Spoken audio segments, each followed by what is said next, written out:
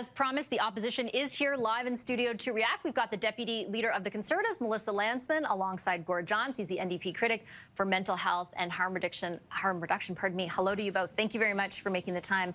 Ms. Lantsman, I'm going to start with you. I understand the concerns your party is raising around the issue of drug policy, but to what we just heard from Minister McKinnon, how is it at all necessary to call the Prime Minister wacko to make your point? And isn't it unparliamentary? Look, it is wacko to see children in playgrounds stepping over needles. It is wacko to see 2,500 people a year die from the dangerous drug policies by this dangerous Prime Minister who's keeping them in place even after the radical NDP in BC has asked him to reverse those dangerous policies. All of those things are wacko, and I think Canadians agree that this is wacko policy.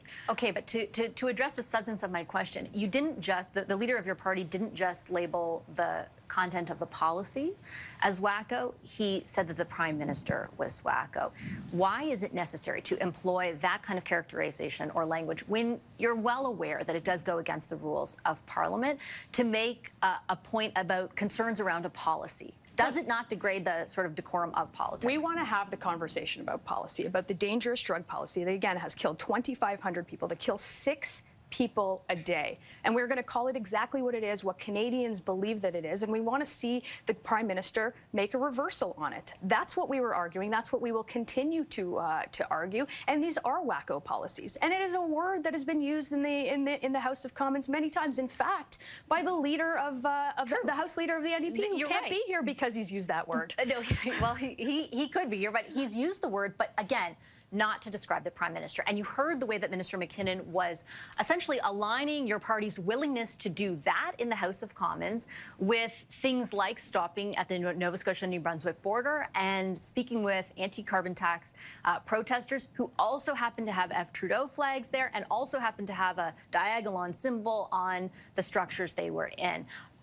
Do they not have a point in raising those criticisms? Look, the leader is going to stop at an anti-carbon tax rally because he is the only leader in the House that is anti-carbon tax, and we will continue to fight againt the carbon tax for who those protesters are? Single Canadian. He has denounced those protesters 2 years ago, the group that you talk about, when they threatened his family and they threatened his wife. Now, we're not going to stop fighting against the carbon tax and Canadians. We're not going to stop fighting in the House of Commons to reverse these dangerous and insane drug policies that even the BC NDP, even Oregon, this is the only place in North America that has decriminalized crack, fentanyl, heroin. That's the conversation that we're going to have with Canadians, and that's the conversation we want to have in the House with these wacko policies. And I do want to get to the debate around that policy because I think it's an important one to have.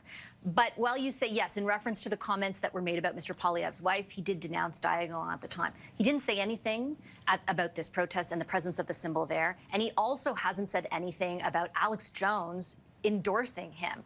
Why not? We're going to have a look. If you want to have a conversation about the House of Commons and what we talked about today, and the fact that the Liberal Speaker is protecting the Prime Minister while silencing the Leader of the Opposition, we're happy to do that. If you want to talk about a Prime Minister who drives division and hate, who has been thanked by Hamas, who doesn't list the IRGC as terrorists, we can have that conversation. I mean, I've talked to the Liberals about all that too. But today we were having a conversation in the House about the dangerous drug policies that the Prime Minister has imposed on Canadians that have allowed 6 people to die a day. That is a crisis, and it is a crisis that the Prime Minister still hasn't addressed. So I take it from those comments that you don't regret employing the word wacko to describe the Prime Minister? They are wacko policies, But you're not addressing the substance. It's wacko policies versus calling the Prime Minister wacko. Those are two different things. Employed by a wacko Prime Minister. Do you really think it's okay to use that language to describe him, regardless of what you think about his policies? Like,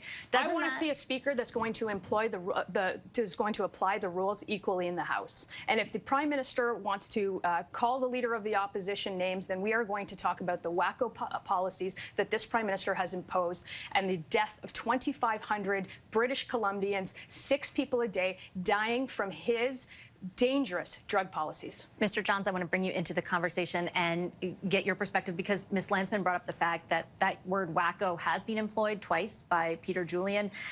In different contexts, he described some claims by the Conservatives back in June of 2022 as wacko.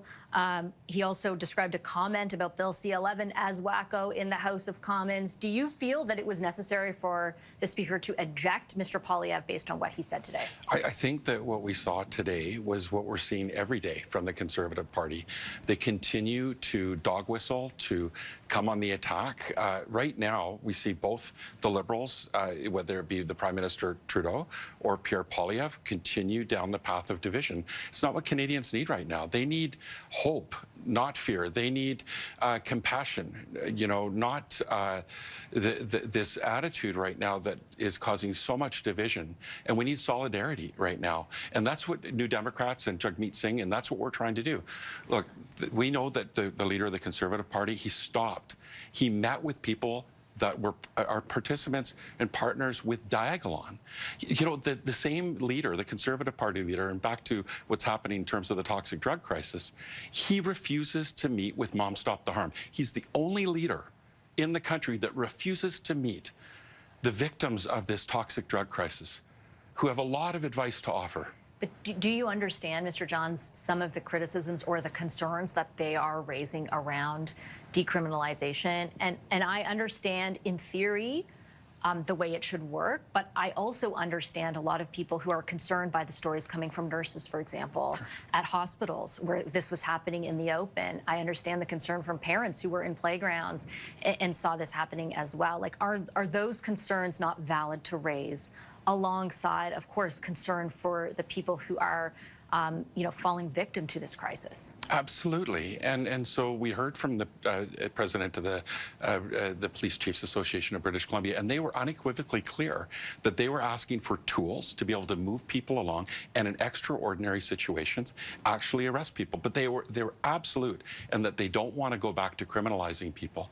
They said those days are gone. They said that on record at Health Committee. They actually. But they also talked about needing tools. And many other municipal leaders talked about this as well, needing tools to ensure that that drug use is not happening in public spaces like hospitals, like playgrounds. So that was the adjustment. That was the amendment that they wanted, to be able to have those tools, to be able to move people along. But they're also clear in that they don't want less safe consumption sites. They want more. They also made it clear that diversion of safer supply, despite the disinformation from the Conservatives, is not killing people, but deadly fentanyl. And they're absolute, and that we need to scale up the response to this crisis. So we have treatment on demand, recovery, prevention, and education. And let's look at other jurisdictions. Alberta's numbers are skyrocketing. They've got, overdose deaths have gone up 17%. In Saskatchewan, 23%. Just north of us in Alaska, they've gone up 45%. They don't have decrim. They don't have safe supply. They're not investing in harm reduction. Why is it extremist to raise those concerns about decriminalization writ large? Like, the way that you're characterizing the concerns as espoused by the Conservatives are that they are extreme. I think that what is happening right now is we're not seeing a full-scale response to the toxic drug crisis. So we need a full throttle response from the government. We've invested 1% of what we spent on COVID, despite the fact this is the leading cause of death of anyone under 59 years old in my home province. We have not seen a full-scale response. We gave decrim 18 months. And again, back to the police chiefs and what they were saying. They were saying we need tools to move people along. We do not want to criminalize people anymore. And so the Conservatives continue to try to spread disinformation about safer supply, spread disinformation about the need for safer consumption sites. They want to continue to point the finger at their policies in Alberta when they're failing drastically. In fact, Alberta, by June, will have more deaths per capita, likely, if they continue the trajectory they're on than British Columbia. I just have time for, I'm already way over. Everyone in the control room is telling me, so I just want to make sure I get both of you. And look, like I said, you know, I understand why you're raising those concerns. Can you do it, Ms. Landsman, without calling the Prime Minister wacko? And do you concede that that kind of is informing a way of doing politics that may not be the most productive if, in fact, what you want is for policy to change? I think we have one of the most divisive prime ministers in history. But I will say this. This will go down. The dangerous drug policy of the Liberals will go down in history as one of the most insane policies in the history of this country, with 2,500 people dying with needles in parks, with open use in hospitals and buses. Even the How do you radical address those numbers in Alberta, though? Even the radical NDP, Gord's premier in his province has demanded that the Prime Minister reverse this radical ideological policy. That's what we want to see done. We want to see treatment so that we can bring our addicts home, or those who are afflicted by addiction, home drug-free. That's what we will continue fighting for in the House every single day. Does there need to be some concession among those who advocate for decriminalization, Mr. Johns, that a focus on treatment, you know, in conjunction, not at the exclusion of, is not necessarily a bad thing?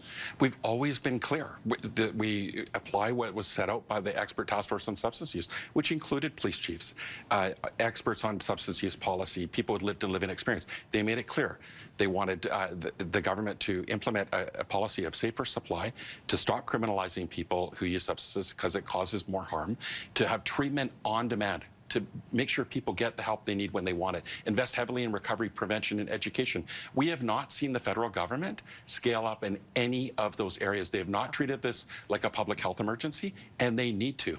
Okay, I have to leave it on that note. Thank you very much, both of you, for making the time for the conversation. Melissa Lantsman, the Deputy Leader of the Conservatives, and Gord Johns, the NDP's critic for mental health and harm reduction.